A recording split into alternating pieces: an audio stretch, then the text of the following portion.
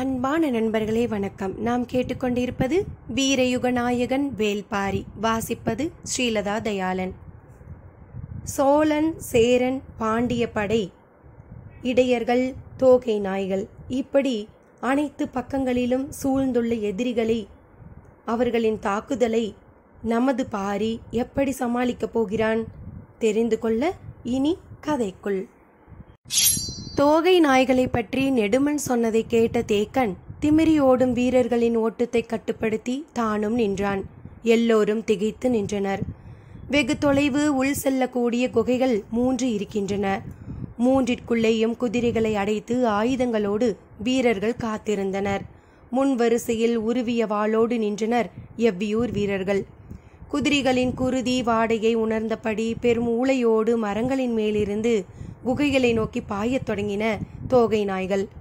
வீரர்கள் எய்யும் அம்புகளும் வாழ்வீச்சும் அவற்றை குகைக்குள் அருகில் நெருங்க முடியாமல் செய்தன. வீரர்களின் ஆவேச கூக்குரல் இருளை உலுக்கியது. தோகை நாய்களின் ஊளை ஓசை காடெங்கும் இருந்த பறவைகளை நடுக்குற செய்தது. 3 குகைகளையும் சுற்றி சுற்றி வந்து ஊளையிட்டபடி இருந்தன. குகை வாயில்களில் பந்தங்கள் எரிந்து கொண்டிருக்க, இரவில் குகைகளில் மேற்பாறைகளில் உள்நுழையக்கூடிய பிளவு ஏதாவது இருக்கிறதா என்று இங்கும் அங்குமாக தேடிக்கொண்டிருந்தன. நீள்வாய் கொண்டு அவை கடுத்தெழுக்கும் ஓசை அச்சத்தை ஏற்படுத்துவதாக இருந்தது. வீரர்களோடு அந்த இடமே நின்ற தேக்கன் என்ன செய்யலாம் என்று தெளிவில்லாமல் குகை நோக்கி நகர வேண்டாம் என்று கூறிவிட்டான். அதை எதிர்கொண்டு தாக்கியவன் நெடுமன்தான். அவனோடு சென்ற பலரும் இன்னும் வந்து சேரவில்லை. என்ன நிலையில் இருக்கின்றனர் என்று கூட தெரியவில்லை. நெடுமனின் கை தசைகள் கிழிந்து தொங்கிக் கொண்டிருந்தன. உடனிருந்த வீரன் ஒருவன் இடுப்பு துணியால் அதை கட்டி குருதி சிந்துவதை நிறுத்த முயன்று கொண்டிருந்தான்.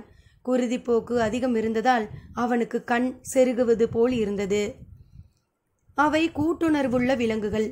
முழுமுற்றாக அழிக்கும் வரை ஒரு குதிரையை கூட குகையை விட்டு வெளியேற்ற வேண்டாம் என்றான் நெடுமன். சரி என சொல்லி நெடுமனை மருத்துவர்கள் இருக்கும் இடம் நோக்கி கூட்டிச் செல்ல உத்தரவிட்டான் தேக்கன். நெடுமனை அனுப்பிய பிறகு சிறிது நேரம் சிந்தித்தபடி இருந்தான். எய்யினியும் நெடுமனும் அவற்றின் தாக்குதலை கன நேரம் கூட எதிர்கொள்ள முடியவில்லை. கூட்டுணர்வு உள்ள விலங்குகள் முன்புறம் தாக்கும் போதே பின்புற கால்களை கவ்வி இழுக்கும் பழக்கம் கொண்டவை. அறிவு கூர்மை மிக்கவை. இந்த காட்டில் இல்லாத விலங்கினம் இது. இதை இருக்கன் குன்றினை தாண்டி பரம்புக்குள் செல்ல விட்டுவிடவே கூடாது. இதை முழுமுற்றாக அழித்தல் மட்டுமே முதற்பணி என்னும் முடிவுக்கு வந்தான் தேக்கன். அவன் ஆணையிட்டதும் கூவல் குடி வீரன் ஒருவன் 3 முறை உட்சுளித்து ஓசையை வெளியிட்டான். ஆயிமலையின் வலப்புற கணவாயில் நின்றிருந்த உதிரன் படையோடு திரும்பி வர வேண்டும் என்று அதற்கு பொருள். 3 உட்சுழி ஓசை 4 பேரின் தொடர் வெளிப்பாட்டின் வழியே உதிரனை எட்டியது. ஓசையின் வழியே வந்த உத்தரவு அவனுக்கு பேரதிர்ச்சியாக இருந்தது. இந்த இரவில் படையோடு திரும்பி வர சொல்ல வேண்டிய தேவை என்ன என்று உதிரனுக்கு விளங்கவில்லை. எதுவானாலும் ஆணையை செயல்படுத்துவதே அவனது வேலை என்பதால் மொத்த படையுடன் இருக்கன் குன்றின் முகடு நோக்கி புறப்பட்டான். இந்த இரவில் இப்படி ஒரு ஆணை வந்துள்ளது என்றால் ஏதோ ஒரு ஆபத்து அல்லது அவசரமான தாக்குதலாக இருக்க வேண்டும் என கருதி வீரர்களை விரைவுபடுத்தி முன்னேறினான். நெடுமனுடன் சென்றவர்களின் 2 வீரர்கள்தாம் சிறிய காயங்களோடு களத்திலே நிற்பவர்களாக இருந்தனர். அவர்களின் வாயிலாக அந்த விலங்கின் தன்மையை புரிந்து கொள்ள தேக்கன் முயன்றான். எவ்வளவு குறிவைத்து அம்பு எய்தாலும் கன நேரத்தில் கிளைகளினூடே தாவி செல்லும் ஒன்றை வீழ்த்துவதிலிருக்கும் சிக்கலை பற்றி பேசினர். ஆனாலும் அதற்கு ஒரு வழி இல்லாமலா போகும் என்று சிந்தித்த தேக்கன் நாகர்குடியினர் இருக்கும் ஊர்களுக்கு வீரர்களை உடனே அனுப்பினான். எவ்வளவு விரைவாக பறவை நாகங்களை பிடிக்க முடியுமோ அவ்வளவு விரைவாக பிடிக்க சொல்லுங்கள். கிடைக்க கிடைக்க வீரர்களிடம் கொடுத்து அனுப்புங்கள் என்றான். பறவை நாகங்கள் மரக்கொப்புகளில் வசிப்பவை. எது ஒன்றின் மரத்தின் மீது அசைகிறதோ அதை நோக்கி கண்ணிமைக்கும் நேரத்தில் பாய்ந்து கவ்வும் ஆற்றல் கொண்டவை. எனவே அவற்றை பிடித்து வர ஏற்பாடு செய்தான். ஆனால் பறவை நாகங்களை தேடி கண்டறிவதெல்லாம் எளிய செயலன்று. அப்படியே கிடைத்தாலும் 1, 2 தான் கிடைக்கக்கூடும். ஆனால் இங்கு வந்துள்ள நீள்வாய் நாய்களோ எண்ணற்றவை. வேறென்ன வழிகள் இருக்கின்றன என சிந்தித்தனர்.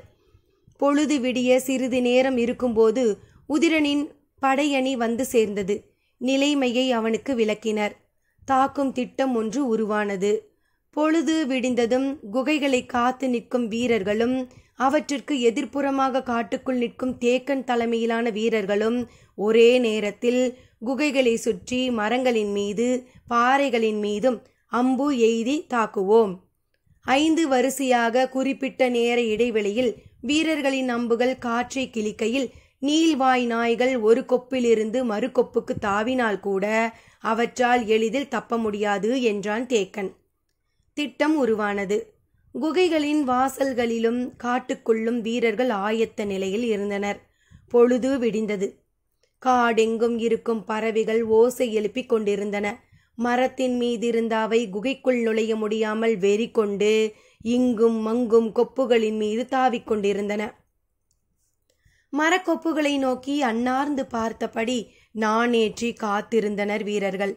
பாம்பின் சீற்றம் போன்ற ஓசை தேக்கனின் குரல் வலையிலிருந்து வெளிவந்த போது காற்றெங்கும் அம்புகள் சீறி பாய்ந்தன.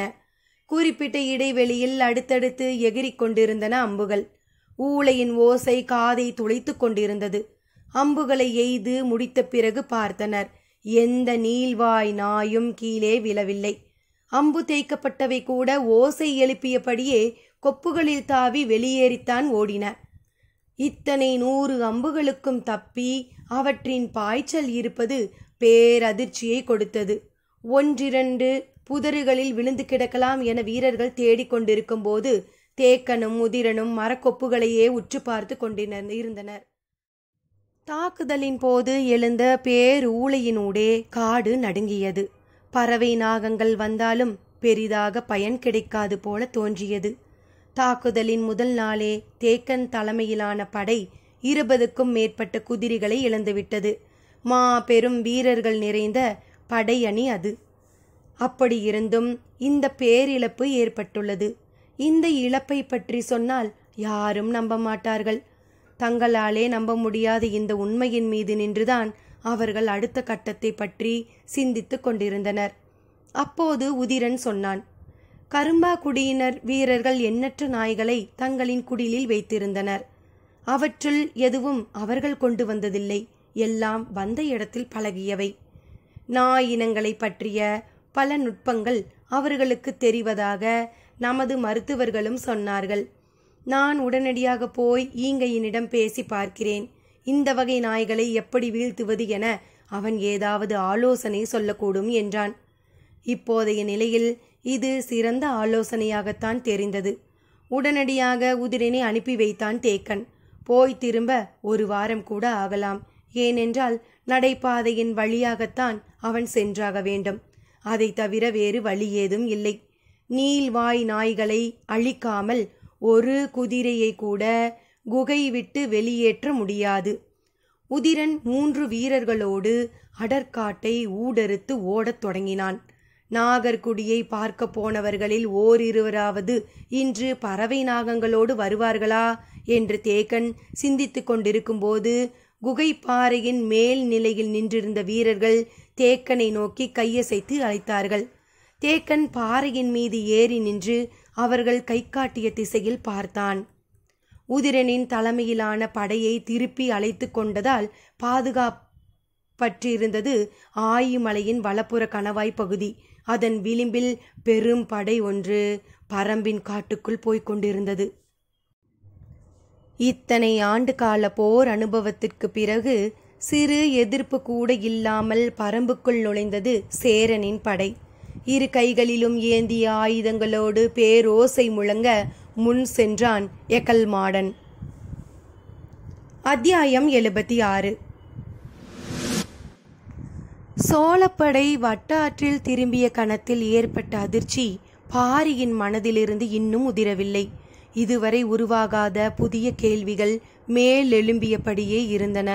முடிவெடுக்க முடியாமல் குழப்பம் திணறடித்தது. சோழன் எவ்வியூரை நோக்கி வரும் பாதை தெரியாமல்தான் எழுவனாற்றிலிருந்து வட்டாற்றில் திரும்பி பயணிக்கிறான் என பிட்டன் உறுதியாக சொல்கிறான். ஆனால் பாரி அக்கூற்றினை ஏற்கவில்லை. மூலப்படை வருவதற்கு முன்னர் தூசிப்படையினர் தெளிவான அறிதலோடு அப்பக்கம் திரும்பிச் சென்றதை வீரர்கள் உறுதிப்படுத்தினர். வட்டாற்றின் வழித்தடத்தை அறிந்து போகிற ஒருவனை எளிதாக நினைத்துவிட முடியாது. எழுவனாற்றிலிருந்து வட்டாற்றின் கரையில் 8 நாள் பயணத் தொலைவில் சிறு கானம் இருக்கிறது. அதன் மறுபுறத்தில்தான் உப்பரை அமைந்துள்ளது. பாலி நகருக்கான அடையாளம் உப்பரையிலிருந்து தொடங்குகிறது. ஆனால் இவையெல்லாம் வெளி உலகத்தை சேர்ந்த யாரும் எவ்வகையிலும் அறிந்திட முடியாத ஒன்று. எனவே இவற்றை அறிந்துதான் சோழன் படை நடத்தி கொண்டிருக்கிறான் என்று நம்ப முடியவில்லை. அதே நேரத்தில் அவன் மிக தெளிவாக எழுவனாற்றிலிருந்து வட்டாற்றில் திரும்பியதை எளிதாக எடுத்துக்கொள்ள முடியவில்லை. படை வற்றாற்றில் திரும்பிய முதல் நாள் இரவு பாரியின் மனதில் எண்ணிலடங்காத கேள்விகள் உதித்த வண்ணம் இருந்தன. கோடையின் வெக்கையை பாறைகள் இரவெல்லாம் உமிழ்ந்தன. அவனது உடலில் வியர்வை அடங்கவே இல்லை. உள்ளுக்குள் எண்ணங்கள் கொப்பளித்தபடியே இருந்தன. பின்னிரவில் பிட்டன் இருந்த இடம் நோக்கி கீழிறங்கினான் பாரி.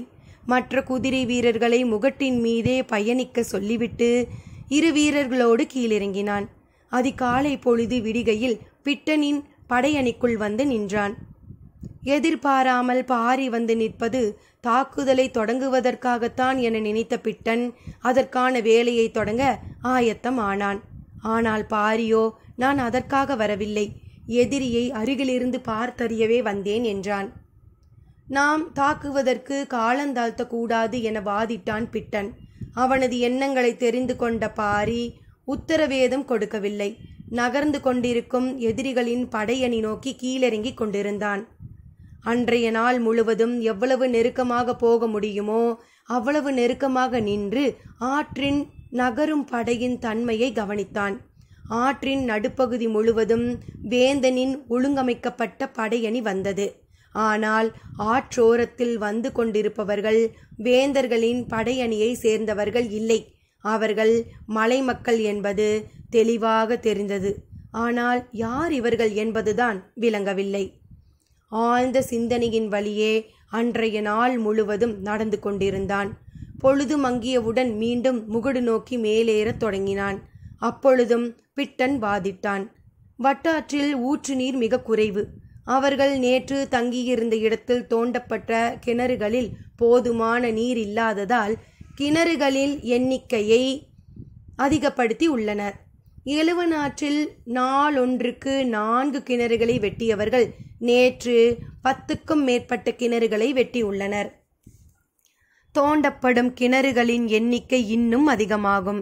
அவ்வளவு எண்ணிக்கையில் தோண்டினாலும் இப்பெரும் படைக்கு தேவையான நீரினை இவர்களால் கண்டறிய முடியாது. யானைகளுக்கும் போதுமான நீர் கிடைத்திருக்காது. இன்றிரவு நிலைமை இன்னும் மோசமாகும். நாளை அனைவரிடமும் முழுமையான சோர்விருக்கும். நாம் தாக்குதலை தொடுக்க நாளை இரவு மிக பொருத்தமானது என்றான். பாரி மறுமொழி ஏதும் சொல்லவில்லை. அமைதியின் மூலமே மறுப்பினை சொல்லிவிட்டு மேல் நோக்கி நடக்கத் தொடங்கினான்.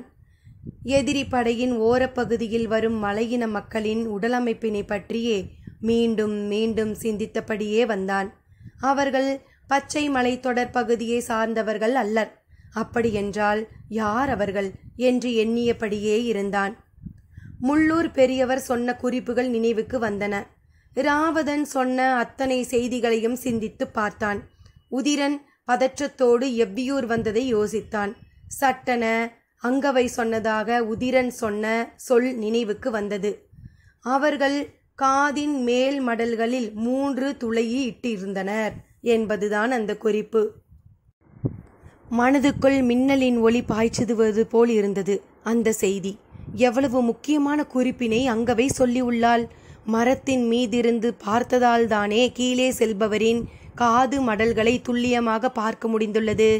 நாம் மிகவும் தொலைவிலிருந்து பார்த்ததால் அதனை பார்க்க முடியவில்லை என்று நினைத்து கொண்டிருந்த பாரியின் மனதில் எதிரி படையில் வந்து கொண்டிருப்பது யாரென பிடிபடத் தொடங்கியது. காது மடல்களில் மேல் நிலையில் 3 துளைகளை இடுபவர்கள் மேல் காடர்கள் என்றும், கீழ் சதையில் 2 துளைகளை இடுபவர்கள் கீழ்காடர்கள் என்றும், காதின் நடுநரம்பினை ஒட்டிய பெரு துளையினை இடுபவர்கள் குறுங்காடர்கள் என்றும் கேள்விப்பட்டுள்ளான். நெடுங்காடர்களை இதுவரை பாரி நேரில் பார்த்ததில்லை. ஆனால் அவர்களை பற்றிய எண்ணற்ற கதைகளை வேளிர் குலம் அறியும். அவை அனைத்தும் கடகடவென்று நினைவுக்கு வந்தன. வேளிர் குலம் நெருப்பினை அறியவும் வளர்த்தெடுக்கவும் கட்டுப்படுத்தவும் ஆற்றல் கொண்டதைப் போல நீரினை பற்றிய பேரறிவு கொண்டவர்கள் காடர்கள் என்பது நினைவுக்கு வந்தது. மண்ணுக்குள் இருக்கும் கடுநீரை எப்படி துல்லியமாக அவர்கள் கண்டறிந்தார்கள் என முள்ளூர் பெரியவர் அன்று எழுப்பிய கேள்விக்கு இன்று விடை கிடைத்தது. நீரும் நெருப்பும் போல, கிழக்கும் மேற்கும் போல இயற்கையின் ஆதி ஆற்றலை வெளிப்படுத்தும் இரு குடிகள்தாம் வேளிர்களும் காடர்களும். இவர்களுக்குள் எதிரெதிர் நிலை கொண்ட முரண்கள் ஆதியிலிருந்தே உருவாகிவிட்டன. வேளிரோடு பகைமை கொண்டு பழி தீர்க்க எண்ணற்ற சடங்குகளை காடர்கள் நடத்துவார்கள் என்பது பாரி அறிந்ததே. காடர்களின் கண்ணிற்படாமல் எப்படி அங்கவை தப்பினாள் என்பது இப்பொழுதுதான் பெருவியப்பாக இருந்தது. அவர்களின் கண்ணில் பட்டிருந்தால் எவ்வளவு பெரிய கொடூரம் நிகழ்ந்திருக்கும் என நினைத்தபடி விரைவாக நடந்தான். சிறுவயதில் காடறியும் பயணத்தின் போது வடதிசை ஊரொன்றின் கிழவன் சொன்ன சொல் நினைவுக்கு வந்தது. காடர்களும் கருநொச்சியும் இருக்கும் வரை எந்த புதையலையும் மறைக்க முடியாது. அது நினைவுக்கு வந்த மறுகணம் குலநாகினியின் வாக்கும் நினைவுக்கு வந்தது. பரம்பு மக்கள் இருக்கும் வரை பாலி நகரை எவனும் நெருங்க முடியாது. சொற்களின் நினைவுகளுக்குள் இருந்து மீண்டும் வெளிவந்தான் பாரி. அவனது மனதில் இருந்த கேள்விகள் அத்தனைக்கும் விடை கிடைத்தது. சோழன் காடர்கள் மூலம் பாலிநகர் பற்றிய குறிப்பினை அறிந்துள்ளான். இப்பொழுது அதனை நோக்கியே அவன் போய்க் கொண்டிருக்கிறான். கீழ்காடர்களே நீர் சுரப்பை கண்டறிந்து கிணற்றினை உருவாக்கி உள்ளனர். படையின் இருபுறங்களிலும் நெடுங்காடர்கள் அணிவகுத்து வருகின்றனர். குறுங்காடர்கள் கொடும் நச்சுப்பூச்சிகளை கையாள தெரிந்தவர்கள். நகர்ந்து கொண்டிருக்கும் இப்பெரும் படையை எளிதில் அழிக்க முடியாது. ஏனென்றால் நெடுங்காடர்கள் அடர்மர கொப்புகளை ஒன்றுடன் ஒன்றாக பின்னி தடுப்பரண்களை எளிதாக அமைத்து விடுவர். நாம் வீசும் அம்பும் ஈட்டியும் அத்தடுப்பரணை துளைத்து கொண்டு உள்ளே போவது மிக கடினம். நெடுங்காடர்கள் இருக்கும் வரை இப்படையை பக்கவாட்டிலிருந்து தாக்கி அழிக்க முடியாது. பிட்டன் மிகவும் அவசரப்படுகிறான். ராவதனோ நாள்தோறும் உத்தரவு கேட்டு குறிப்புகள் அனுப்புகிறான். நீர் ஆதாரம் உருவாக்கப் போகும் சிக்கல் என்ன என்பதனை நம்மால் எளிதில் முடிவு செய்ய முடியாது. சற்று பொறுத்திருந்துதான் பார்க்க வேண்டும் என்று எண்ணியபடி உச்சி முகுட்டினை அடைந்தான் பாரி. சோழப்படை வட்டாற்றில் திரும்பிய 6ஆம் நாள் பொழுது நண்பகலை கடந்தது. கதிரவனின் சூடு உச்சம் கொண்டிருந்தது. நெடுங்காடர்களின் தளபதி துணங்கன் யானை படையின் நடுப்பகுதியில் இருக்கும் வேந்தரை காண வந்திருந்தான். யானையின் மீதிருந்த அம்பாரியில் அமர்ந்து வந்தான் செங்கன சோழன். அருகில் குதிரையின் மீது வந்து கொண்டிருந்தான் உரையன். துணங்கன் வந்துள்ள செய்தியை வேந்தனுக்கு திரை விளக்காமல் மெய்க்காப்பாளன் சொன்னான். சிறிது நேரத்தில் திரையை விளக்கினான் செங்கன சோழன். துணங்கன் முறைப்படியான மரியாதையை தெரிவிக்க குதிரையிலிருந்து கீழிறங்கி நின்றிருந்தான். அம்பாரியிலிருந்து எட்டி பார்த்தபடி அதனை ஏற்ற வேந்தன் என்ன செய்தி என கேட்டான். துணங்கன் பதில் சொல்லும் முன் அவனை குதிரையின் மீது ஏறும்படி செய்கை செய்தார் வேந்தர். துணங்கன் குதிரையின் மீதேறி பேசும் பொழுது அதனை யானையின் மீதிருந்து கேட்க வசதியாக இருந்தது. ஆனால் இந்த செயல் வேந்தன் களைத்து போய் உள்ளான் என்பதன் அடையாளமாகவே துணங்கனுக்கு தோன்றியது.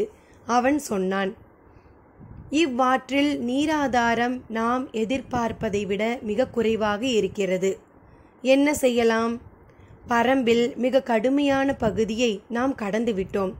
அவர்களின் மிகப்பெரிய ஊர்கள் இருப்பதெல்லாம் எழுவநாற்றின் பகுதியில்தான். இனி பேராபத்து ஏதும் இல்லை. எனவே நாம் படையை கையாள்வதில் சில முடிவுகள் எடுக்க வேண்டும். என்ன முடிவு எடுக்க வேண்டும்? யானை படையின் ஒரு பகுதியையும் காலாட்படையின் ஒரு பகுதியையும் ஒரு நாள் இடைவெளியில் பின்தொடர்வதைப் போல ஏற்பாடுகள் செய்யலாம். அதன் மூலம் நீராதாரத்தை பகிர்ந்து கொடுக்க முடியும். படையும் தெளிர்ச்சி கொண்டு முன்னேறும். நம்முடைய தாக்குதல் திறன் எந்த கட்டத்திலும் குறையாது என்றான். சற்றே பதறிய உரையன், இல்லை, அப்படி செய்வதன் மூலம் நமது ஆற்றலை நாமே பிரித்தவர்களாகி விடுவோம். எதிரி தாக்குதல் தொடுக்க வசதியாகிவிடும் என்றான்.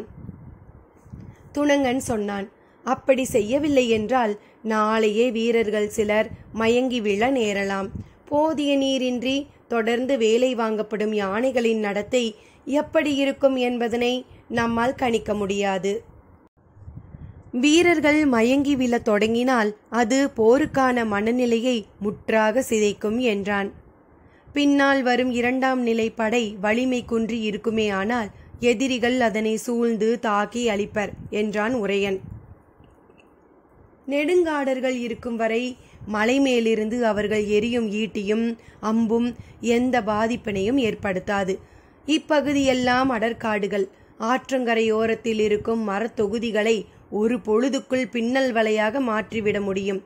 எண்ணிலடங்காத மூங்கில் மரங்கள் ஆற்றோரம் இருக்கின்றன. எந்த கவலையும் நமக்கில்லை என்றான்.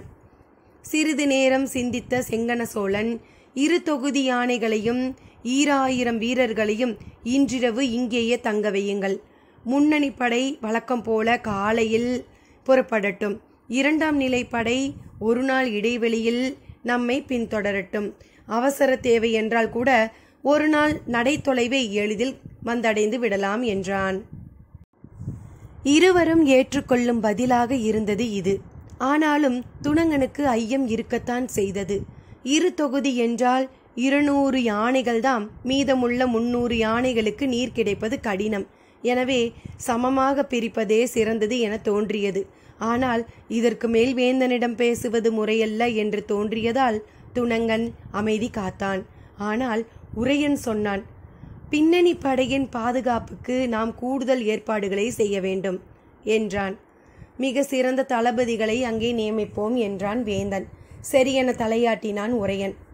2ஆம் நிலை படையில் யானை படைக்கு கச்சனையும் காலாட்படைக்கு ஆலிமார்பனையும் தளபதியாக்க உத்தரவிட்டான். நெடுங்காடர்களுக்கு யாரை தளபதியாக்கலாம் என்று துணங்கனை பார்த்து கேட்டான் செங்கன சோழன். துணங்கன் சொன்னான், முன்னால் செல்கிறவர்களுக்கு பின்னால் வரும் படையின் மீது ஐயமோ கவனமோ சிறிதும் இருக்கக்கூடாது. அந்த அளவு அது வலிமை மிக்க படையாக அறியப்பட வேண்டும். எனவே 2ஆம் நிலை படைக்கு நானே தளபதியாக நிற்கிறேன். முன்னணி படையின் நெடுங்காடர்களுக்கு சிவியன் தளபதியாக இருக்கட்டும் என்றான். நெடுங்காடர்கள் சோழர்களுக்காக இப்போரில் பங்கெடுக்கவில்லை. வேளிர்களின் மீது தங்களுக்குள்ள பகையின் காரணமாகவே பங்கெடுக்கின்றனர் என்பதனை எத்தனையோ முறை உணர்ந்த செங்கன சோழன் இப்பொழுதும் அதனையே உணர்ந்தான். உதிரன் ஈங்கையனை அழைத்து கொண்டு 6ஆம் நாள் இருக்கன் குன்றுக்கு வந்து சேர்ந்தான். அவன் வரும் வரை குதிரைகளை பாதுகாப்பது பெரும் போராட்டமாக இருந்தது. பகலிரவு ஒவ்வொரு கணமும் விழிப்பு உணர்வோடு இருக்க வேண்டி இருந்தது. சிறு கவனக்குறைவு ஏற்பட்டால் கூட தோகை நாய்கள் குகை நோக்கி பாய தயாராகி விடுகின்றன. நாள்கள் செல்ல செல்ல பசி அவற்றை வெறிக்கொள்ள செய்தது. குதிரைகளின் சுவை வேறு வேட்டையை நோக்கி அவற்றை திரும்ப விடவில்லை. குகைக்குள் இருக்கும் குதிரைகளை வேட்டையாட ஒவ்வொரு கணமும் முயற்சி செய்து கொண்டே இருந்தது. குகையை காத்து நிற்கும் வீரர்களின் எண்ணிக்கையை 2 மடங்கு அதிகப்படுத்தினான் தேக்கன். பறவை நாகங்கள் வந்தும் எவ்வித பயனும் இல்லை. தோகை நாய்கள் ஒரே கடியில் அவற்றை 2 துண்டுகளாக்கி விடுகின்றன. வழி தெரியாமல் திகைத்தபடி குகையை காத்து நின்றனர் வீரர்கள். 6ஆம் நாள் உதிரனும் ஈங்கையனும் வந்து சேர்ந்தனர். பரம்பில் இல்லாத புது வகையான விலங்கு என்று அதன் தன்மையை சொன்னவுடன் ஈங்கையன் சொல்லிவிட்டான். அதன் பெயர் தோகை நாய் என்று. எவ்வித தாக்குதலாலும் அதனை வீழ்த்த முடியாது என்று சொன்ன ஈங்கையன் தந்திரத்தால் மட்டுமே அதனை கொல்ல முடியும் என்றான். ஈங்கையனை அழைத்து கொண்டு புறப்படும் பொழுதே எல்லாவற்றையும் பேசி அவற்றுக்கான ஏற்பாடுகளையும் செய்தபடியே வந்தான் உதிரன். கரும்பு பாகு கிடைக்குமா என கேட்டான் ஈங்கையன். பரம்பில் கரும்பு இல்லை என்றான் உதிரன். இனிப்பு சுவை கொண்ட பாகு வேறென்ன கிடைக்கும் என்றான். பணம்பாகு ஈச்சம்பாகு கிடைக்கும் என்றான் உதிரன். எத்தனை பெருங்குடங்களில் பாகு கொண்டு வர முடியுமோ அத்தனை குடங்களில் பாகினை அவ்விடம் கொண்டு வர சொல்லுங்கள் என்றான் ஈங்கையன். வரும் வழியிலே எந்தெந்த ஊருக்கு ஆள் அனுப்ப வேண்டுமோ அங்கெல்லாம் ஆட்களை அனுப்பி ஏற்பாடுகளை காலம் தாழ்த்தாமல் செய்தான் உதிரன். பிரிக்க முடியாதபடி ஒட்டிக்கொள்ளும் பசை என்ன இருக்கிறது என கேட்டான். பல வகையான பசைகள் இருக்கின்றன என்றான் உதிரன். துளிப்பட்டாலும் பிரிக்க முடியாதபடி ஒட்டக்கூடிய பசையை ஏற்பாடு செய்யுங்கள் என்றான். அதற்கும் பொருத்தமான ஆட்களை அனுப்பி இருக்கன் குன்றுக்கு கொண்டு வந்து சேர்க்க சொன்னான். பசை வாடை அடிக்காமல் இருக்க சுவை கூட்டிகளை அதனுடன் சேர்க்க வேண்டும் என்றான். அதற்கும் ஏற்பாடானது. ஈங்கையன் அவனோடு 3 வீரர்களை அழைத்து வந்தான். அவர்களால் உதிரனைப் போலவோ பரம்பின் வீரர்களைப் போலவோ வேகம் கொண்டு ஓட முடியவில்லை. எனவே உதிரனும் சற்று மெதுவாகவே அவர்களுடன் நடக்க வேண்டியதானது. அவர்கள் 6ஆம் நாள் இருக்கன் குன்றினை வந்து அடைந்தனர். ஈங்கையன் கேட்டவையெல்லாம் அவன் வரும் முன்னரே வந்து சேர்ந்திருந்தன. அவன் வியந்து போனான்.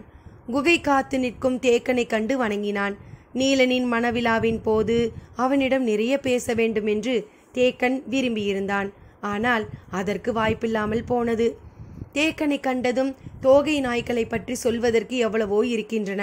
ஆனால் அவற்றை வீழ்த்தும் வழியை பற்றி மட்டும் இப்பொழுது பேசுவோம் என்றான். தேக்கனும் மற்றவர்களும் அவன் என்ன சொல்லப் போகிறான் என்பதனை ஆர்வத்தோடு எதிர்பார்த்து இருந்தனர். 3 குதிரைகளை நாம் இழக்க வேண்டியிருக்கும் என்றான். இன்னும் 3ஆ என கேட்டான் வீரன் ஒருவன். ஆம், 3 குகைகளில் குதிரைகள் இருப்பது அவற்றுக்கு தெரியும். எனவே 3 குதிரைகள் கட்டாயம் தேவை. காயம்பட்ட அல்லது வயதான குதிரைகளை கொடுங்கள் என்றான். சரி என சம்மதித்தனர். தோகை நாயினை வீழ்த்துவதற்கான ஒரே வழி அதனுடைய தோகைதான் என்றான். வீரர்கள் அவன் சொல்ல வருவதை பெருவியற்போடு கேட்டனர். பெருவட்ட வடிவில் செடி கொடிகளை நன்றாக விலக்கி களம் அமையுங்கள். அவ்விடம் முழுவதும் ஈச்சம்பாகும் இறுக்கி பிடிக்கும் பசையும் அவற்றின் வாடை தெரியாது மறைக்கும் அளவுக்கு சுவையூட்டிகளும் கலந்த கலவையை நன்றாக ஊற்ற வேண்டும். அவ்விடம் முழுவதும் ஊற்றிய பின் ஒரு குதிரையை மட்டும் வீரர்கள் சிலர் அக்களத்தின் நடுப்பகுதிக்கு கொண்டு செல்ல வேண்டும். குகை விட்டு வெளிவரும் குதிரையை கண்டு தோகை நாய் மின்னல் வேகத்தில் பாய்ந்து வரும். பாகு ஊற்றப்பட்ட வட்டத்தின் நடுவிற்கொண்டு போய் குதிரையை விட வேண்டும். தோகை நாய்கள் அதன் மீது பாயத் தொடங்கியதும் குதிரையை விட்டு வந்துவிட வேண்டும். எண்ணற்ற தோகை நாய்கள் பாய்ந்து வந்து அவற்றை கடித்து குதறும். இத்தனை நாள் பசிக்கு ஒரு எலுமினை கூட அவை மிச்சம் வைக்காது. தோகை நாய்கள் இப்புறமும் அப்புறமும் குதிரை கரியை இழுத்து முன்காலை மடக்கி உட்கார்ந்து கடித்து உண்ணும் பொழுதெல்லாம் அதனது தோகை பாகு கலவையில் முழுமையாக புரளும். குதிரையை தின்று முடிக்கும் வரை அது வேறெதிலும் கவனம் கொள்ளாது. அதன் பிறகு எழுந்து ஓடத் தொடங்கும் பொழுதுதான் தெரியும் வால் பகுதியில் உள்ள தோகையும் அடிவயிற்று முடியும் முழுவதுமாக ஒன்றுடன் ஒன்று ஒட்டி கிடப்பது. அது எவ்வி தவ்வும் பொழுது தோகை முடிகள் சிலிர்த்து விரியாது. வாளின் எடையும் தூக்கி தாவ முடியாத அளவுக்கு கனமாக மாறும். முதல் தாவலிலேயே இதனை தோகையினாய் உணர்ந்துவிடும். முன்னும் பின்னுமாக திரும்பி ஏதேதோ செய்து பார்க்கும். பாகு சுவையால் மரக்கிளையில் எவ்விடத்தில் உட்கார்ந்தாலும் எறும்புகளும் பூச்சிகளும் அதனை மொய்க்கத் தொடங்கும். அப்பொழுதுதான் நீள்வாயின் வேட்டை தொடங்கும். தனது கூரிய பற்களை கொண்டு திரும்பி திரும்பி அரிக்குமிடத்தில் கடிக்க தொடங்கும். இடப்புறமும் வலப்புறமுமாக வண்டு ரீங்காரமிடுதல் போல சுற்றி சுற்றி முன்பற்களால் கடித்து இழுக்கும். அதன் நீள்வாயின் முன்பற்கள் பின்னுடலை மாறி மாறி கீறும். பின்புறம் பிட்டங்களிலும் வாலிலும் இருந்து குருதி கசியத் தொடங்கும். எந்நேரமும் பூச்சிகள் மொய்த்து கிடக்க எந்த இடத்தில் நின்றாலும் செவ்வெரும்பும் பாறை எறும்பும் மலை எறும்பும் அதன் மேல் ஏற பேரலறலோடு அது ஓடத் தொடங்கும். உட்கார முடியாமல் ஓடிக்கொண்டே இருக்கும். அது வெகு விரைவிலேயே ஓட முடியா தன்மை எய்தும். மலை முழுவதும் எதிரொலிக்கும் அதன் ஊளை சத்தம் சிறிது சிறிதாக குறைந்து இலைப்பின் வழியாக முனகலோடு அதன் வாழ்வு முடியும் என்றான் ஈங்கையன். இரவு நெருங்கியதும் வேலையை தொடங்கினர். குகைக்கு முன்னால் இருந்த செடி கொடிகளை வெட்டி அப்புறப்படுத்தினர். களவிகள் நன்கு தயாராகின. ஈங்கையன் சொன்ன பிறகு அதில் தேவையை உணர்ந்து எங்கும் கிடைக்காத எழுமுட்பசையையும் தெள்ளுக்கொடி பசையையும் சேர்த்தனர். இனி அதன் ஒட்டும் தன்மைக்கு இணையேதும் இல்லை என்றான் தேக்கன். இரவானதும் வெளிச்சம் விழாதபடி பந்தங்களை திருப்பி வைத்து கலவைகளை கொண்டு வந்து ஊற்றினர். போதும் போதும் என்று சொல்லும் அளவுக்கு ஊற்றி முடித்ததும் 3 வீரர்கள் குதிரையை பிடித்து கொண்டு கலவையை நோக்கி நடந்தனர். குதிரைகள் குகை விட்டு வெளி வருவதறிந்த கணமே தோகை நாய்கள் தமது தோகை சிலிர்க்க கிளைகளை விட்டு எழுந்தன. நீள் வாய்கள் மெல்ல திறந்த பொழுது கால்கள் குதிரையை நோக்கி பாய்ச்சலுக்கு ஆயத்தமாயின. பொழுது நண்பகலை கடந்தது. பாரியை நோக்கி பிட்டன் மலையேறி மேலே வந்தான். தொலைவிலேயே அவன் வருவதை அறிந்தான் பாரி. பிட்டனின் பதற்றம் நாளுக்கு நாள் கூடிக்கொண்டே இருந்தது. நெடுங்காடர்களை பாதுகாப்பு அரணாக பயன்படுத்தி அடற்காட்டுக்குள் நகரும் ஒரு படையை எளிதில் தாக்கி வீழ்த்திவிட முடியாது என்பதனை பாரி நன்கு உணர்ந்திருந்தான். ஆனால் பிட்டனோ எதிரியின் படையில் நெடுங்காடர்கள் இருக்கிறார்கள் என்பதனையே அறியவில்லை. எனவே காலம் தாழ்த்தாமல் உடனே தாக்குதலை தொடங்க வேண்டும் என்று வலியுறுத்தியபடியே இருந்தான். வழக்கமான தாக்குதலால் இவர்களை ஒன்றும் செய்துவிட முடியாது. வேறு வழியை கண்டறிந்தால் மட்டுமே தாக்குதலுக்கு பலன் கிடைக்கும் என்ற சிந்தனையிலேயே தாக்குதலை தள்ளி போட்டு கொண்டு வந்தான் பாரி. மேலேறி வந்த பிட்டன் சொன்னான், எதிரி குடிநீர் பற்றாக்குறையின் காரணமாக படையை 2 கூறாக பிரித்துள்ளான். நேற்றிரவு தங்கிய இடத்தை விட்டு இன்னும் ஒரு பகுதி படை புறப்படவே இல்லை. இதுதான் பொருத்தமான நேரம். இன்றிரவு பின்புறப்படையை தாக்கலாம் என்றான். சற்று பொறுத்திருப்போம் என்றான் பாரி. பிட்டனால் பாரியின் வார்த்தைகளை ஏற்க முடியவில்லை. இது போன்ற சிறந்த வாய்ப்பு இனி கிடைக்காமல் போகலாம். எதனை வைத்து சொல்கிறாய் என கேட்டான் பாரி. எதிரிகள் நீர் பற்றாக்குறையை சமாளிக்க சரியான யுக்தியை வகுத்து விட்டார்கள். இன்னும் 2 நாள்கள் இதே தன்மையில் அவர்கள் படையை நகர்த்தி சென்று விட்டால் அதன் பிறகு அவர்கள் வலிமையடைந்து விடுவார்கள். எப்படி? 2 நாள் நடை தொலைவில் வட்டாற்றின் ஓரமாக சிறு கானகத்து சற்றே முன்னால் குளம் ஒன்று இருக்கிறது. எக்கோடையிலும் நீர் வற்றாத குளம் அது. துவண்டு போயிருக்கும் எதிரிகளின் யானை படையை அது முழுமையாக தெளிர்ச்சி கொள்ள செய்துவிடும். நாம் அதற்குள் முந்தியாக வேண்டும் என்றான். பிட்டனின் கூற்று பாரிக்கு வேறொன்றே சொல்லியது. சற்றே வியற்போடு, இக்கோடையிலும் அதில் நீர் இருக்கிறதா என கேட்டான். ஆம், வீரர்கள் பார்த்து வந்த பின்னர்தான் உடனடியாக உன்னிடம் சொல்ல மேலேறி வந்தேன் என்றான். அப்படியென்றால் அவர்கள் குளம் நோக்கி நகரட்டும், அதுதான் நமக்கான இடம். பிட்டனுக்கு புரியவில்லை. அவ்விடத்தில் வைத்து தாக்கலாம் என பாரி நினைக்கிறானே என்று தோன்றிய கணத்தில் பிட்டன் சொன்னான், அது மேலிருந்து தாக்குவதற்கான நிலவமைப்பு கொண்ட இடமல்ல. அவ்விடத்தில் தாக்குதலை தொடுத்தால் எதிரியை வீழ்த்த முடியாது.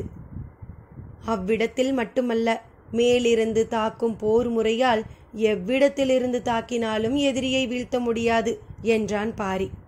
பாரியா இப்படி சொல்வது என்று அதிர்ந்த பிட்டன், ஏன் அப்படி சொல்கிறாய் என்றான். சோழனின் படையை இருபுறமும் அரணென காத்து வந்து கொண்டிருப்பவர்கள் நெடுங்காடர்கள். நெடுங்காடர்களா? பிட்டன் ஒரு கணம் உறைந்து மீண்டான். ஆம், அந்த வலிமை இருப்பதால்தான் பரம்புக்குள் துணிந்து இவ்வளவு தொலைவு முன்னேறி உள்ளான் சோழன். பிட்டனுக்கு அடுத்து என்ன கேட்பதென்றே தெரியவில்லை. அவன் அதிர்ச்சிக்குள் மூழ்கி கொண்டிருந்த பொழுது பாரி தெளிவு நோக்கி மேலேறி கொண்டிருந்தான். குளக்கரைதான் நமது தாக்குதலை தொடங்கப் போகும் இடம். வீரர்களின் எண்ணிக்கையை பல மடங்கு அதிகப்படுத்த வேண்டும். மீதமிருக்கும் வடதிசை ஊர்கள் 43க்கும் செய்தி அனுப்புங்கள். 2 கரைகளிலும் வீரர்கள் குவியட்டும். நாளை மறுநாள் நள்ளிரவில் தொடங்குகிறது நமது தாக்குதல் என்றான் பாரி. தாக்குதல் எப்பொழுது என்று கேட்டுக்கொண்டே இருந்த பிட்டனின் கேள்விக்கு இப்போது விடை கிடைத்துவிட்டது. ஆனால் இதுவரை இருந்த வேகமும் தெளிவும் இப்போது குழப்பமாக மாறின. மலைமுகட்டிலிருந்து கீழே தனது படை நோக்கி வந்தான் பிட்டன். எல்லா ஊர்களுக்கும் செய்திகளை கொண்டு சேர்க்க வீரர்கள் புறப்பட்டனர். வலக்கரையில் இருக்கும் இராவதனுக்கு மறை குறிப்புகள் மூலம் செய்தி சென்று சேர்ந்தது. வீரர்கள் தாக்குதலை தொடங்க எல்லா வகையிலும் ஆயத்தமாகி கொண்டிருந்தனர். பிட்டன் விடையில்லாத கேள்வியோடு இருந்தான். குளக்கரையில் வைத்து என்ன செய்துவிட முடியும்? குளத்து நீரில் நஞ்சு கலந்து யானைகளை கொள்ளும் உத்தியை பாரி ஒரு பொழுதும் கை கொள்ள மாட்டான். வேறு என்னதான் செய்ய போகிறான்? அத்தியாயம் 77. மறுநாள் பொழுது விடிந்தது. நக்கவாரத்தீவிலிருந்து கொண்டு வரப்பட்டவர்கள் ஆயிமலையின் உச்சியிலிருந்து இருக்கன் குன்றையே பார்த்தபடி இருந்தனர். கடந்த சில நாள்களாக குன்றின் மேற்குகையை சுற்றியே தோகை நாய்கள் ஊளையிட்டு கொண்டிருந்தன. நேற்று நள்ளிரவுக்கு பிறகு ஊளை சத்தம் சற்று அதிகமாகியது. ஆனால் அதிகாலை தொடங்கி இப்போது வரை அந்த சத்தம் பிரிந்து காடெங்கும் பரவி கொண்டிருக்கிறது. தீவு மனிதர்கள் குழம்பி போயிருந்தனர். செய்தி உதயஞ்சேரலுக்கு சொல்லப்பட்டவுடன் அவனும் அமைச்சன் நாகரையரும் ஆயிமலைக்கு மேலேறி வந்தனர். குழப்பத்தில் நின்றிருந்த தீவு மனிதர்களிடம் என்ன நிலைமை என்று கேட்டான் அமைச்சன். எதிரிகள் தோகை நாய்களை ஏதோ செய்துவிட்டார்கள். அவை அனைத்தும் காடுகளுக்குள் சிதறி ஓடிக்கொண்டிருக்கின்றன. அவற்றை விட கொடிய விலங்கை ஒன்றை ஏவி விட்டுள்ளனர். அதனால்தான் அவை இப்படி சிதறி ஓடுகின்றன. இனி அவற்றால் பலன் கிடைக்கும் என நாம் எதிர்பார்க்க முடியாது என்றான். பதில் கேட்டு உதயஞ்சேரல் உறைந்து நின்றான். அப்படியென்றால் எதிரிகள் குகைகளுக்குள் இருக்கும் குதிரைகளை வெளியில் கொண்டு வந்து விடுவார்களா? முழு வேகத்தோடு அவர்களின் தாக்குதல் தொடங்கிவிடுமா? தீவு மனிதர்கள் மறுமொழியின்றி நின்றனர். எகல் மாடன் பரம்புக்குள் நுழைந்து 5 நாட்கள் ஆகிவிட்டன. நமது திட்டப்படி வலதுபுற கணவாயின் வழியாக துடும்பனின் தலைமையிலான படை வந்து சேரும் என்ற நம்பிக்கையில் போய்கொண்டிருக்கிறான். நாகரையரின் வார்த்தைகள் காதில் விழுந்து கொண்டிருந்தது. ஆனால் அதை கவனிக்கும் நிலையில் உதயஞ்சேரல் இல்லை. பரம்பின் உட்காடுகளுக்குள் தனித்து விடப்பட்ட எகல்மாடனின் படை என்னவாக போகிறது என்பது அவனது மனக்கண்ணில் தெரிந்து கொண்டிருந்தது. 2ஆம் நாள் மாலை நேரம் நெருங்கிக் கொண்டிருந்த போது குளம் நோக்கி நகர்ந்து கொண்டிருந்தது சோழனின் யானைப்படை. அதன் தளபதி அரிஞ்சயன் அளவற்ற மகிழ்வில் இருந்தான். வட்டாற்றில் திரும்பியதிலிருந்து யானைகளுக்கு போதுமான நீர் கிடைக்கவில்லை. நிலைமையை எப்படி சமாளிக்கப் போகிறோம் என தெரியாமல் திணறிக் கொண்டிருந்த போதுதான் குளம் இருப்பது பற்றிய செய்தி வந்தது. அதன் பிறகு நெடுங்காடர்கள் தளபதி சிவியன் நேரில் போய் பார்த்தான். குளத்து நீரில் நஞ்சேதும் இல்லை என்று உறுதிப்படுத்திய பிறகுதான் அதை நோக்கி யானைகளை செலுத்த அரிஞ்சயன் அனுமதி அளித்தான். இந்த படையெடுப்பே யானை படையை மையப்படுத்தியதுதான். அடற்காடுகளில் காட்டு மனிதர்களை எதிர்கொள்ள யானை படையை மையப்படுத்திய போர் உத்திதான் வெற்றியை தேடித்தரும். அதுவும் அரிஞ்சயன் போன்ற அனுபவம் ஏறியவர்களின் கீழ் இயங்கும் யானைப்படை வெற்றியை எளிதில் ஈட்டும். சோழர்களின் படை தொகுப்பில் இருந்த மொத்த யானைகளில் சரிபாதிக்கும் குறைவான யானைகளைத்தான் இந்த படையெடுப்புக்கு தேர்வு செய்தான் அரிஞ்சயன். சிறந்ததொரு போர் யானை தந்தங்களை கொண்டு 14 முறைகளிலும் தாக்கும் பயிற்சியை பெற்றிருக்கும்.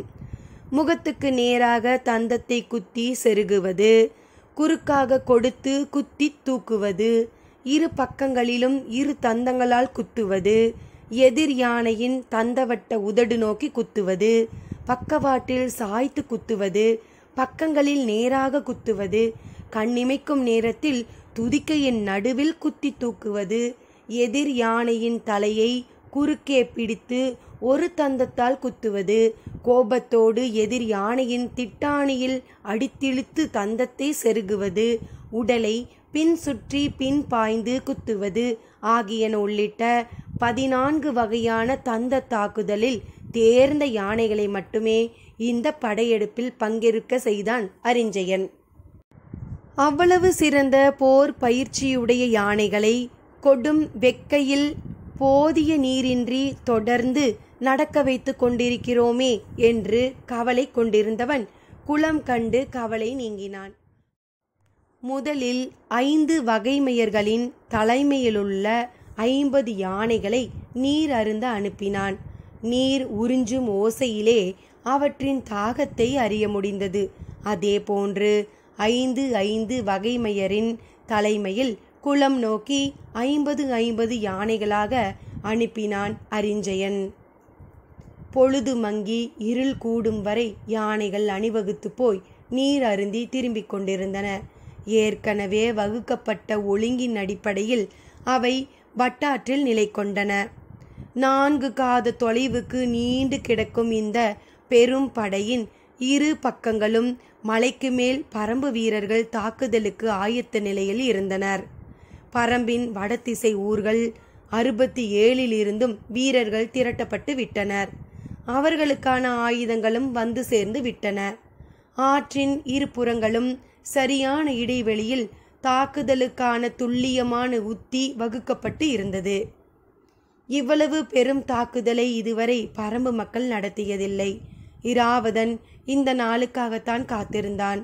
பாரியின் உத்தரவு கிடைத்த கணம் வட்டாற்றில் பெருக்கெடுக்கப் போகும் குருதி வெள்ளத்தை காண துடித்து கொண்டிருந்தான். பிட்டனின் குழப்பம் இந்த கணம் வரை நீங்கவில்லை. சோழப்படையின் கரையோர பகுதிகளில் நிற்பவர்கள் நெடுங்காடர்கள் என்பது பாரிக்கும் பிட்டனுக்கும் மட்டுமே தெரியும். நாம் எரியும் அம்பும் ஈட்டியும் சரி பாதிதான் அவர்களை கடந்து போய் தாக்கக்கூடியதாக இருக்கும். அப்படி இருந்தும் தாக்குதலுக்கு பாரி ஆயத்தமாகி உள்ளான் என்றால் தெளிவான உத்தியை வகுத்து விட்டான் என பொருள். அந்த உத்தி குளத்தோடு தொடர்புடையதாக இருக்கிறது. என்ன அது என்று விடை தெரியாத கேள்வியோடு உத்தரவுக்காக காத்து நின்றான் பிட்டன். ஆற்றின் இரு கரைகளிலும் உள்ள மரங்கள் தம்முடைய கிளைகளில் எண்ணிலடங்கா வீரர்களை சுமந்தபடி சிலிர்த்து நின்றன. 6வது முறை 5 வகைமையினரின் தலைமையில் 50 யானைகளை அனுப்பிய போது குளத்து நீர் ஏறக்குறைய வற்றி தரை தொட்டு கிடந்தது. ஆனாலும் யானைகளின் துதிக்கைகள் உறிஞ்சி எடுத்தன. எல்லா யானைகளும் நீரருந்தி முடிக்கும் வரை அரிஞ்சயன் குளக்கரையிலேயே நின்றிருந்தான். கடைசி வரிசையில் வந்த யானைகளும் குளம் விட்டு அகன்றன. அரிஞ்சயன் அளவற்ற மகிழ்வடைந்தான். இனி பிரச்சனை ஏதும் இருக்காது, சமாளித்து விட முடியும் என்ற நம்பிக்கை உறுதியானவுடன் அதை வேந்தனிடம் தெரிவிக்க குதிரையில் விரைந்தான். படை அணிவகுப்பில் யானை படையை கடந்து காலாட்படை தொடங்கும் இடத்தில் செங்கன சோழனுக்கான கூடாரம் அமைக்கப்பட்டு இருந்தது. ஆற்றின் நடுவில் அமைக்கப்பட்டிருந்த அந்த கூடாரத்தை கவச வீரர்கள் காத்து நின்றனர். உள்ளே வேந்தனுக்கு உணவு பரிமாறப்பட்டு கொண்டு இருந்தது. கூடாரம் வந்த அரிஞ்சயன் உணவு முடியட்டும் என காத்து நின்றான். அணிவரிசையின் முன்புறம் நின்றிருந்த யானைகளிடமிருந்து சற்றே வேறுபட்ட ஒலி எழுவதை கேட்க முடிந்தது. போதுமான அளவு நீர் குடித்த தெளிர்ச்சியில் எழுப்பப்படும் ஒளி இது என எண்ணியபடி வேந்தனுக்காக காத்திருந்தான் அரிஞ்சயன். இதைவிட பேரொளி கொண்ட யானை பிளிரல் எதிர்பார்த்து மலையின் மேல் காத்திருந்தான் பாரி. அவனை சுற்றி நின்றிருந்த 12 வீரர்களும் அவன் சொல்லப்போகும் உத்தரவை பிட்டனின் தலைமையிலான இடப்புறம் படைக்கும் இராவதனின் தலைமையிலான வலப்புற படைக்கும் தெரிவிக்க காத்து கொண்டிருந்தனர். நிலவற்ற வானில் இருள் அப்பி கிடக்கும் இந்த பொழுதில் ஒளியின் மூலம் மட்டுமே ஆற்றின் எதிர் திசையில் இருக்கும் இராவதனுக்கு மறைக்குறிப்பை கடத்த முடியும். பிட்டனும் பாரியும் ஒரே திசையில்தான் மேலும் கீழும் நின்றிருக்கின்றனர். எனவே அவர்களுக்கு ஓசையின் மூலம் மறைக்குறிப்பை கடத்திவிடலாம். எல்லா ஏற்பாடுகளும் ஆயத்த நிலையில் இருந்தன. பாரியோ வட்டாற்றில் நிறுத்தப்பட்டிருக்கும் யானை படையின் பிளிரல் ஓசையை எதிர்பார்த்து காத்திருந்தான். இவ்வளவு சிறந்ததொரு வாய்ப்பு கிடைக்கும் என பாரி எதிர்பார்க்கவில்லை. இன்னும் சில நாள் பயணத்திற்கு பிறகுதான் அவன் தாக்குதலுக்கு திட்டமிட்டிருந்தான். சிறு கானகத்தை கடந்து உப்பரைக்கு போகும் வழி மிக குறுகிய கணவாய் அமைப்பை கொண்டது. அந்த இடம் நெடுங்காடர்களால் தடுப்பணையோ வலை பின்னலையோ உருவாக்க முடியாது. முழுமையான பாறை பிளவு அது. பிளவின் மேலிருந்து தாக்குதல் தொடுத்தால் படையின் முன்புற அணியை மிக குறுகிய நேரத்தில் முழுமுற்றாக அழிக்க முடியும். எதிர்பாராத அந்த தாக்குதல் அவர்களின் கட்டுக்கோப்பை எளிதில் சிதறடிக்கலாம். நெடுங்காடர்களுக்கு தான் காடு பற்றிய அச்சம் இருக்காது. ஆனால் சோழ படையினர் அனைவருக்கும் காட்டில் பார்க்கும் ஒவ்வொரு காட்சியும் அச்சத்தை உருவாக்கும். எங்கிருந்தும் மேலும் அம்புகளால், ஓசைகளாலும், முழுக்கங்களாலும் அவர்களின் உறுதியை முற்றிலுமாக சிதைக்கலாம். அதன் பிறகு பரம்பு வீரர்கள் சூறையாடலை தொடங்கலாம் என்றுதான் திட்டமிட்டிருந்தான் பாரி. ஆனால் பிட்டன் நீர்வற்றா குளம் ஒன்று இருப்பதை பற்றிய செய்தியை சொன்னவுடன் தனது திட்டத்தை மாற்றிக்கொண்டான். நீர்ப்பசை இருக்கும் பாறை பிளவுகளிலும் மர செதில்களிலும் சங்கு அட்டைகள் இருக்கும். மற்ற அட்டை பூச்சிகளுக்கு குருதியை உறிஞ்சும் வாய்ப்பகுதி ஒன்றுதான் உண்டு. ஆனால் சங்கு அட்டை பூச்சியானது விரிசங்கு வடிவிலானது. அதன் எல்லா முனைகளிலும் குருதி உறிஞ்சும் வாய்கள் உண்டு. மிக அரிதான உயிரினமான இது மலையாற்றின் பகுதிகளில் உள்ள மர இடுக்குகளிலும் பாறை இடுக்குகளிலும் அதிகம் இருக்கும். அதனாலேயே மக்கள் அந்த காட்டுக்குள் போக மாட்டார்கள். ஆனால் இப்போது சங்கு அட்டைகள்தான் மிக அதிகமாக தேவைப்பட்டன. குளம் பற்றிய செய்தியை அறிந்தவுடன் மறையாற்றின் பகுதியில் இருக்கும் சங்கு அட்டையை சேகரிக்க கட்டையர்களுக்கு கமுக்கமாக உத்தரவிட்டான் பாரி. 6 ஊர் கட்டையர்களும் மறையாற்றின் அடற்காட்டுக்குள் இறங்கினர். எண்ணற்ற சுரை குடிக்கையில் சங்கு அட்டையை நாள் முழுவதும் சேகரித்தனர். மருத்துவர்கள் தந்த செவ்வெண்ணெயை கைகளில் தேய்த்து கொண்டுதான் அவற்றை பிடித்தனர். அப்படியும் பிடித்தவர்களின் கைகள் எங்கும் குருதி கொட்டியபடியே இருந்தது. அன்று இரவே குடுவையில் இருந்த சங்கு அட்டைகள் முழுவதையும் அந்த குளத்திற்கு போய் சேர்த்தனர். குளம் முழுக்க எல்லா பகுதிகளிலும் பரவுமாறு சங்கு அட்டைகளை கொட்டிவிட்டு சுரை குடிக்கைகளை எடுத்துக்கொண்டு வந்துவிட்டனர். சங்கு அட்டைகள் நீரின் அடிவார பாறைகளிலும் மண்ணோடும் நீர் மீது மிதக்கும் செத்தைகளிலும் அப்பிக் கிடந்தன. சோழர்களின் தூசிப்படை மருத்துவர்களும் குறுங்காடர்களும் குளத்து நீர் நஞ்சு கலக்கப்பட்டுள்ளதா என சோதித்து பார்த்துவிட்டு நஞ்சு ஏதும் கலக்கவில்லை, யானைகள் நீர் அருந்தலாம் என்று கூறினர். அதைத் தொடர்ந்து யானைகள் குளத்தடிக்கு வந்து நீர் துதிக்கையால் நீரை உறிஞ்சின. நீரின் மேல்புறமும் அடிவாரத்திலும் இருந்த சங்கு அட்டைகள் உறிஞ்சப்படும் நீரினூடே துதிக்கைகளுக்குள் போய்விட்டன. முதலில் வந்து நீர் குடித்த யானைகளின் துதிக்கைகளுக்குள் ஓரிரு அட்டைகள் உள்ளே போயின. அடுத்தடுத்து யானைகள் வந்து நீரை உறிஞ்சியதும் அடிவாரத்தில் ஒட்டி கிடந்த அட்டைகள் கணக்கில்லாத எண்ணிக்கையில் துதிக்கைகளுக்குள் போயின. உள்ளே போய் துதிக்கையின் சதைக்குள் ஒட்டிய சங்கு அட்டைகள் குருதியை உறிஞ்சத் தொடங்கிய போதுதான் விளைவு வெளிப்படத் தொடங்கியது. கூடாரத்துக்குள் உணவு உண்டு முடித்த செங்கன சோழனிடம் யானைகள் அனைத்தும் நன்றாக நீரருந்திவிட்டன, இனி நமக்கு கவலையே இல்லை என்று அரிஞ்சயன் சொல்லிக் கொண்டிருக்கும் போது யானைகளின் பிளிரல் தொடங்கியது. ஒன்று மாற்றி ஒன்றாக இருளின் திசைக்குள்ளிருந்து பிளிரல் ஓசை மேலேறி வந்தது. அரிஞ்சயன் கூடாரத்திற்குள்ளிருந்து வேகமாக வெளியில் வந்தான். ஒவ்வொரு சங்கு அட்டைக்கும் 6 முனைகளில் 6 வாய்ப்பகுதிகள் உண்டு. 6ம் ஒரு சேர குருதியை உறிஞ்சும் போது அந்த இடத்தில் சதையே பீந்து கொண்டு வருவது போல இருந்தது. அதுவும் துதிக்கைகளுக்குள் அந்த குடைச்சல் தொடங்கியதும் யானைகள் தலையை மறுத்து மறுத்து ஆட்டி துதிக்கையை இங்கும் அங்குமாக வீசி சுழற்றின. சிறிது சிறிது சலசலப்புகள் யானை படைக்குள் உருவாக தொடங்கிய போது பாகன்கள் எல்லோரும் யானைகளை அமைதிப்படுத்தி நின்ற நிலையிலிருந்து உட்காரும் நிலைக்கு அமர்த்தி வைக்க முயன்றனர்.